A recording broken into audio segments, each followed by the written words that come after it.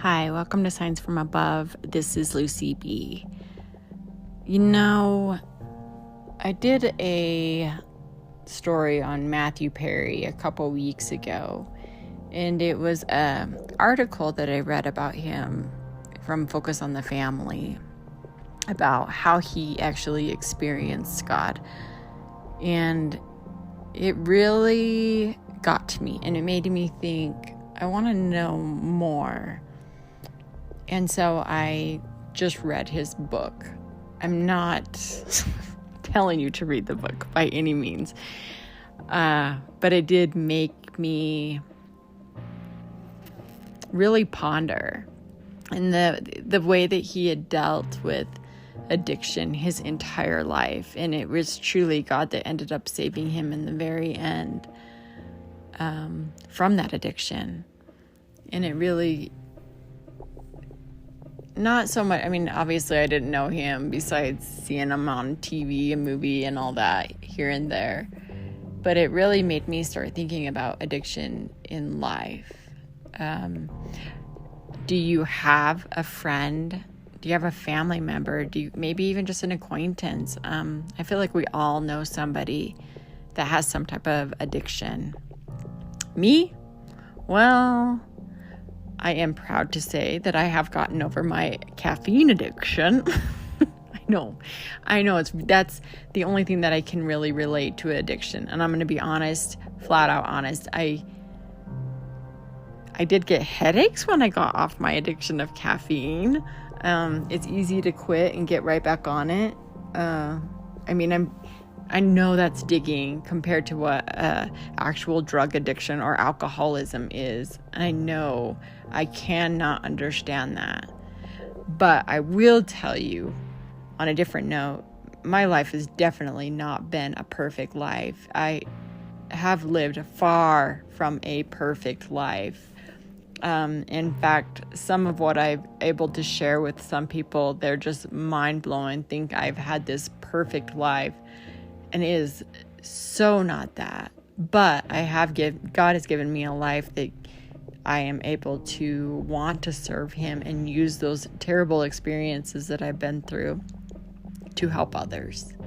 So no, I have not had an addiction, but I will tell you, my father was a major alcoholic, a major drug addict.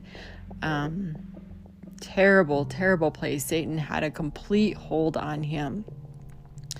And prison time, all of that.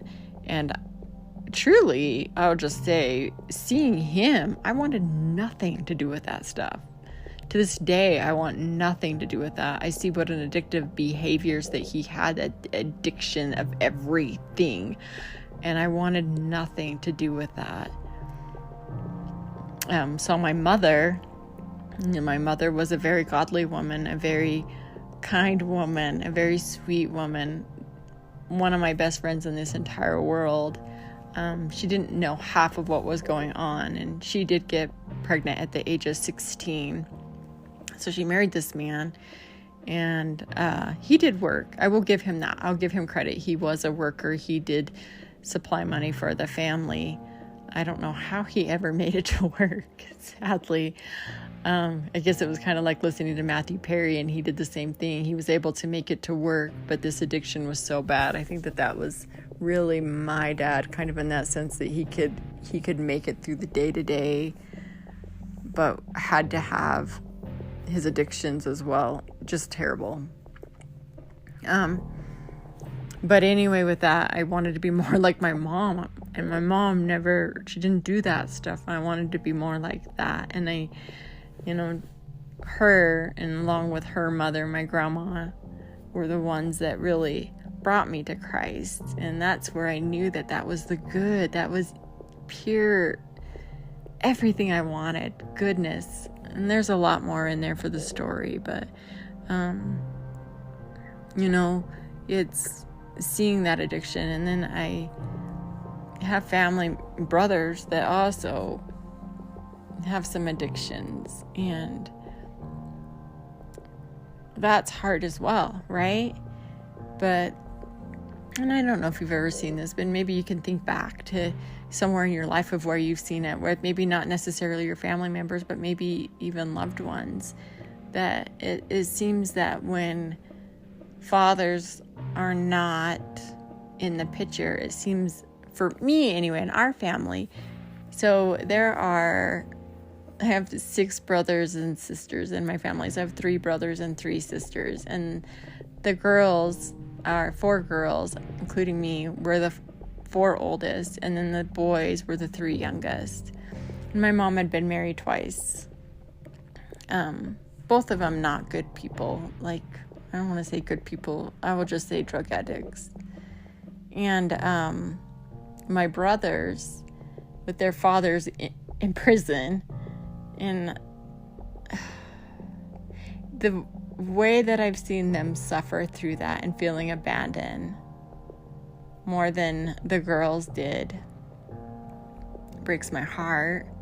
And especially I have one brother in particular. I don't even know how he's truly even alive right now. And Mom, if you're listening to this, just get off, because I know this breaks your heart. Okay, Mom, get off. I'm giving you time. But what he has gone through is I know he feels abandoned by his dad. His dad was not the same dad as mine. His dad was a different dad. My mom got married to get out of the abusive relationship with my dad and just quickly married right away for like a sense of protection, and got right back into not the same exact thing, but again a pretty bad situation, and had my 2 youngest brothers with him. But so one of those brothers, I just see he just spirals out of control, and he doesn't know how to get out of his addiction, and even separates himself from the family. And I know he feels guilty all the time. I thought that I personally could help him, and my husband, he had his own business, and so I moved him into our home. And the amount of alcohol that he was hiding from me that I found, like even just in the trash can, when I went to take the trash out, and sadly I knew he was still drinking. I could smell it on him, and I had to go through the bedroom and just found, you guys, I'm not a drinker at all. But it was finding these great big bottles of vodka and this hard liquor, and he would drink it all. He has been in the hospital, and the doctor even told him that if he had 9 lives, he just used 1 of them up. And he truly shouldn't even be here, and he's in his 20s, like he's young. And yeah, just like it breaks my heart, and just seeing that addiction. And for me, it was kind of like, why don't you just get off of it? Do you not see what it's doing to your life? Do you not get it? What are you doing to yourself? Like, get off of it.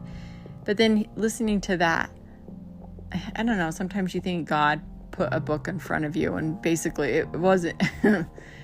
Again, I'm not telling you to go read this book by any means, but I guess if you want to get into a mind of somebody that is an addict, it's insightful there.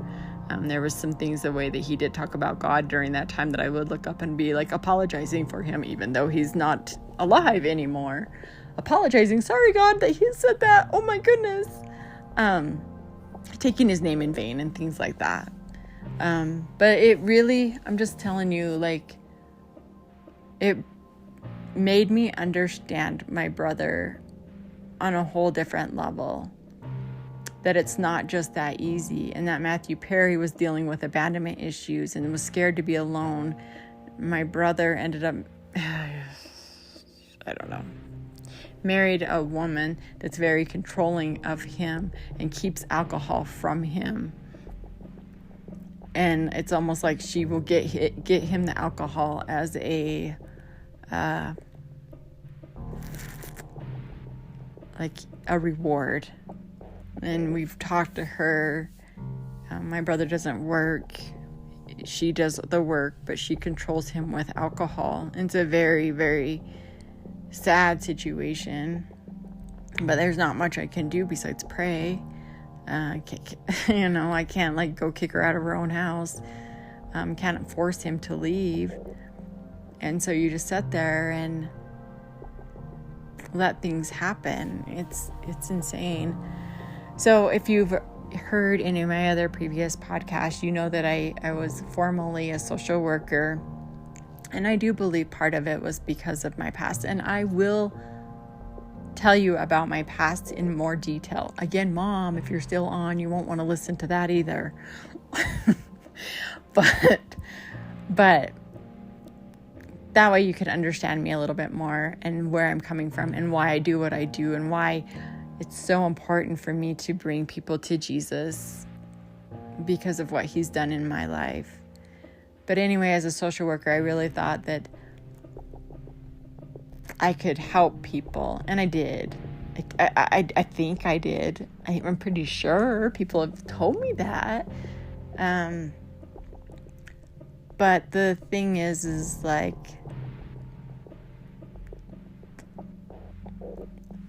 I went through a training, which I kind of thought was a little strange, and maybe I guess I thought other people would understand that, other social workers. So anyway, I went to this training, and they got everybody up out of their seats, and they put these different categories around the room. And one of them, there was quite a few different categories, but the ones that I remember specifically was, if you had a child, go underneath the category that you would least want them to be. One was a mental illness. Another one was in prison for killing somebody. Another one was an abuser. And then another category that said addiction. You guys, here's a room full of social workers. First, where would you go? Think right now. Where would you go? Out of those categories, if you had a child, or you do have a child, which is the one that you would least want them to be in out of those categories? Again, it was... Sorry, I have to think about it now. It was an abuser in prison for murdering somebody, mental illness, or drug addiction. It was a room full of people, and I was the only person that went to drug addiction that because I've seen it, and this is before my brother was an addict, but I saw it because I thought, well, why wouldn't you choose this? Like, this is something that they're choosing to do to harm you, and they lose who they are through this. So they went to, different people in each category, and they said, why did you choose that? And they're like, well, isn't it obvious? I would never want my child to kill somebody. And they finally came to me and they said, why did you choose addiction? And I said, because this leads to that, and that. And this can be behind all of that. And it's true. It's so true. The addiction can lead to that mental illness, that crazy feeling, and it can lead to where you don't know what you're doing and end up killing somebody. It can lead to being abusive. It's like you're not even in your right state of mind. And I thought, why did nobody else choose that? But it's so true. It is so true. You lose that person. And my brother, I've lost him. At this point in time, I've lost him. Yeah, he's alive, but he hasn't been my brother for a long time. I remember me and him used to go, when he's a teenager, we would go for walks and he would just tell me his dreams, his aspirations, things that he wanted in life. And he had such a good plans in his life, and he was angry at his dad at that time, but he just wanted to talk about things, and he didn't have an addiction at that time, and we just was so close to him. Just had such a connection with him. And then he got on this addiction, and I don't know who my brother is anymore, and I haven't had a deep conversation with him for a really long time. It's more me doing the talking and him just kind of out of it and not really knowing what's going on. But I don't know him anymore. And it breaks my heart because I was so close with him. Another thing that Matthew Perry did was, trying to help with this losing his father. His father was alive, but the abandonment feeling is that he just wanted to be famous to show, get that love and support and adoration from people. And he got it. I mean, I know that people say he prayed to Satan, he prayed to Satan, he didn't pray to God if he asked for fame. I don't know. I think we can all pray to God for some silly, crazy, weird stuff, and he just allows it to happen, and it's not going to be good, but that's what you want. He could allow it. I'm not saying either way. I don't know. I wasn't there. But I do believe that he does allow things to happen. But he'll make it out of good, which he did. So going back to my brothers, Matthew Perry just wanted to be wanted to be famous, not a fairy. But my brother just wants so badly to be famous, and he does play music, and he does these beats, and he does rapping. Not rapping that I agree with by any means, but he does that, and he just wants to be famous so badly. And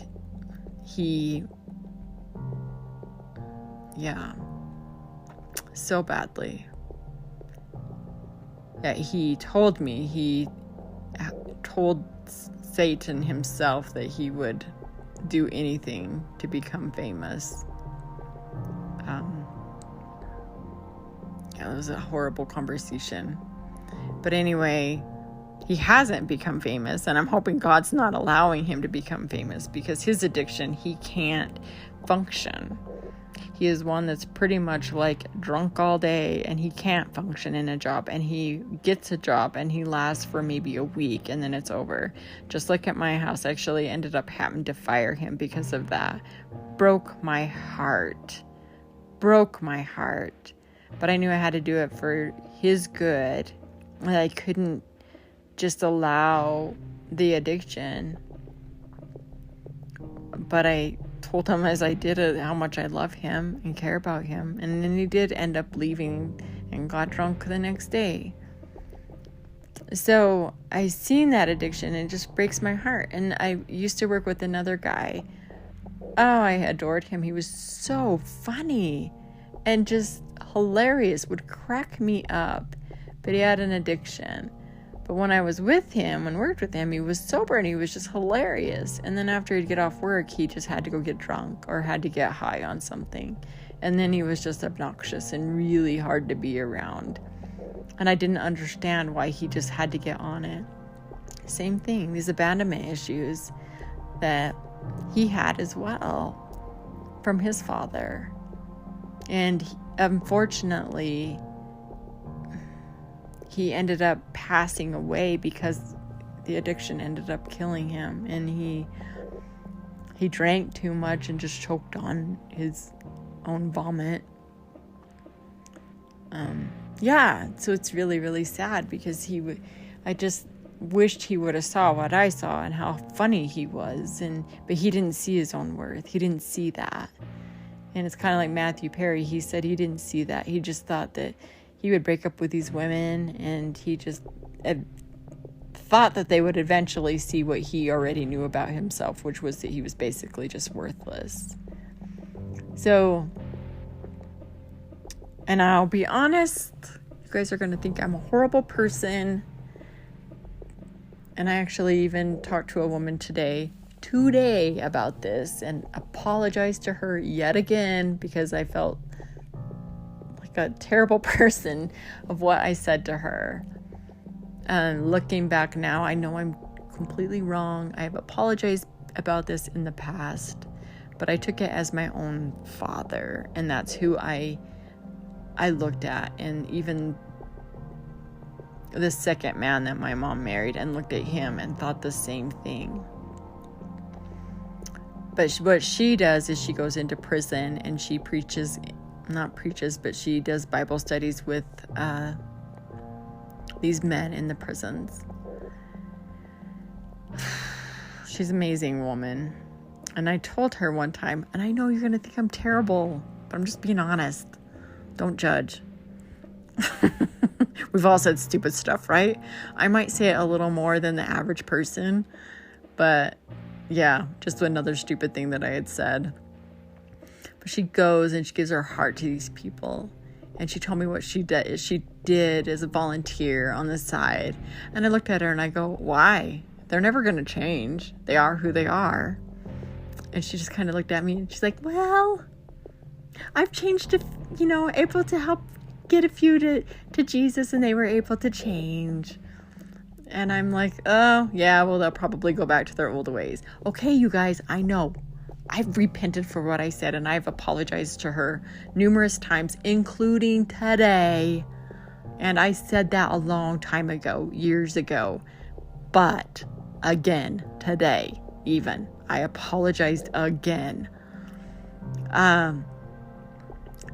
We can't change them, but Jesus can. That's where I was wrong. Again, my mom married these men to change them, thinking she could change who they are. She could change them to become Jesus-loving men. They never did. So that my mind was in that place. And so that's why I'm like, they're never going to change. Well, of course they're never going to change. From you, we can't make a person change. That change has to come from Jesus. And once they accept him in his heart, he will change them. Just like the Matthew Perry, when he said this bright light came in, when he asked for the thing he should have asked for from the beginning, and that was for help. Help me. And what happened? That bright light came in, took over, and his addiction was gone. He, for the first time in his life, he didn't have that addiction. He didn't have it. It was gone. It left him. He had he didn't want it anymore. So what I'm saying is, yeah, we can't change him. We can be his hands and feet. But that person's going to change through Jesus, and they can change through Jesus. My brother does say that he does believe in Jesus. He also done a podcast, where he had Jesus come to him in a dream about Jesus talking to him about the addiction. But the thing about it is, Matthew Perry was at a point where he didn't want to do it anymore. My brother's not there yet. He doesn't want to quit yet. He hasn't hit. I look at him and I think he's rock bottom. He isn't rock bottom yet. Although, even though he's almost died, he is not at rock bottom. To where he cries out desperately, I've had enough. God, I need you. I need you. He's not there yet. I feel like he's got to be close. He's got to be close. I don't know where he's at. I don't know. But I pray for him every day. I now believe God can change anybody. I cannot change him. All I can do is be there and be kind and know that I'm always going to be there for him. I don't agree with what was happening. doesn't see it, but his life is just wasting away. And again, the closest thing that I've come to addiction, true addiction, is caffeine. And maybe there's those games on your phone that sometimes you can get addicted to. That's true. That's why I have no games on my phone. Social media, I get on that one time a day, and that's just to post my video. And I'm done. That's all I do. I don't want to be a prisoner of anything. I want to be a prisoner. And so I've tried to, anything that seems like an addictive quality, I have to get rid of. So the only thing I had, was caffeine. And I'm not even on caffeine anymore. But sadly, even here I am, big sister goes to little brother. Hey, little brother, if you quit alcohol, I'll quit drinking caffeine.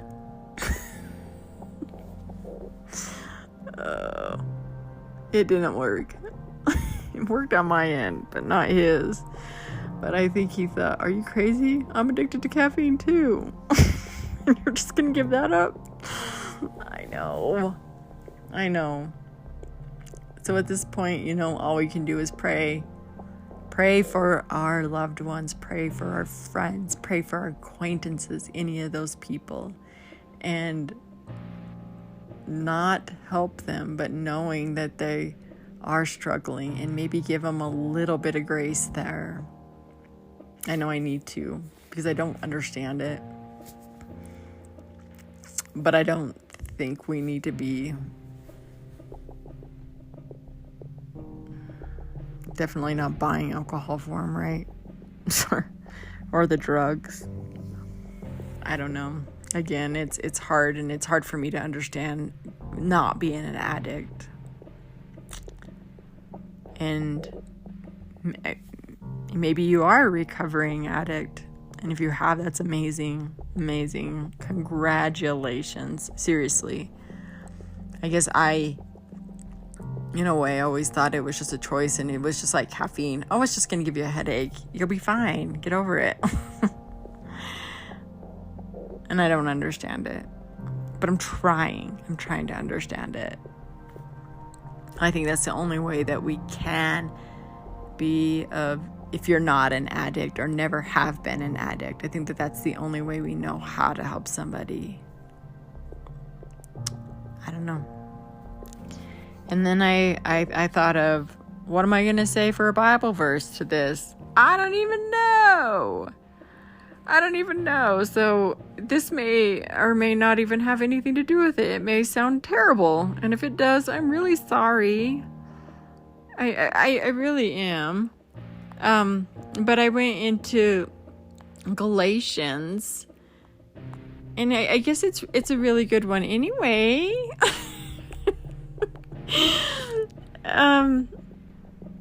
Let me pull it up. I'm trying to pull it up here and see which version I want to read. I always like different versions, and ones they have to be close to the not NIV, but they have to be close to the King James version for me to really want to read it. But here's one. Let's see here, friends. We have the wrong things the sinful self does are clear. Committing sexual sin, being morally bad, doing all kinds of shameful things, worshiping false gods, taking part in witchcraft, hating people, causing trouble, being jealous, angry, or selfish, causing people to argue or divide into separate groups, being filled with envy, getting drunk, having wild parties, and doing other things like this. I've warned you, as I warned you before, the people who do these things will not have a part in God's kingdom. And not to say, going off a bit of that, I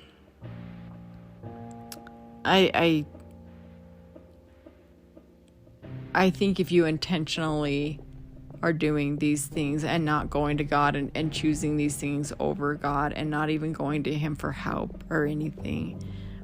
Or not thinking that you need him and just like, oh, forget it, he doesn't know what's going on. Those are things that I don't believe you would have a part in God's kingdom. But I think if you truly are trying and asking him for help, I mean, seriously, like, okay, you guys, on side note, in here it says angry, right? Are you angry? I mean, I get angry sometimes. I know that's weird. But, like, I'm not the greatest driver in the world. And I had someone flip me off yesterday. I think was very nice. Kind of made me a little angry that he flipped me off. Okay, I'm not the best driver again. And I might have even deserved it a little bit. But I didn't think it was very nice to him to flip me off. And I got a little angry. I didn't do anything. I just waved hello at him. Didn't wave my middle finger. But hi, sorry. But yeah, I was a little angry about that. So, again, but I do think I'm going to heaven. Like, I know I am. So it's one of those things where I'm like, sorry, God. Sorry, I'm a bad driver first. But second, I'm really sorry for being angry at that person. And instead, I need to go back and bless them like the Bible says. But it does say, but the fruit the Spirit produces in a person's life is love, joy, peace, patience, kindness, goodness, faithfulness, gentleness, and self-control. If I was that every day, that would be amazing. I'm trying. So there are no laws against these kind of things. So those who belong to Christ Jesus have crucified their sinful self. They're giving up their old selfish feelings and the evil things they wanted to do. And we get our new life from the Spirit, so we should follow the Spirit. We must not feel proud and boast about ourselves. We must not cause trouble for each other or be jealous of each other. So what that's saying is we want to give these things up. And that's where I believe we have to go to Jesus when things are really, really, really hard. And he's going to deliver us. He's going to help us. The Holy Spirit, he sent his Holy Spirit to us, the helper. But we have to want to give those things up. And we want to put Jesus first. I'm not going to say not going to mess up. But where it fully says in here, getting drunk and doing drugs, is that your love? Again, I've really tried to clear myself of all addictions. I don't know what my addiction would be right now. Maybe sleep. No, even then I wake up early. I'm really... anger. Let's go back to my anger. Like, it's really not anger. It's road rage, okay? Like, I'm not even angry, but when you deal with a lot of road rage people that are out there, it feels like a lot right now. And these people, they get so angry and they get right on you, like honking your horn because you're not going 50 miles over the speed limit. Yeah, things like that. Then I do get really annoyed and a little angry. Yeah. But it's something that we all have to work on. And I want to give it up to Jesus. And I'm like, I'm sorry. I shouldn't be driving anymore. Anyway, off the subject. We just have to want to give everything up to Jesus. And he's going to take care of the rest for us. But when is enough, you know? But how do you help somebody? I'm still learning.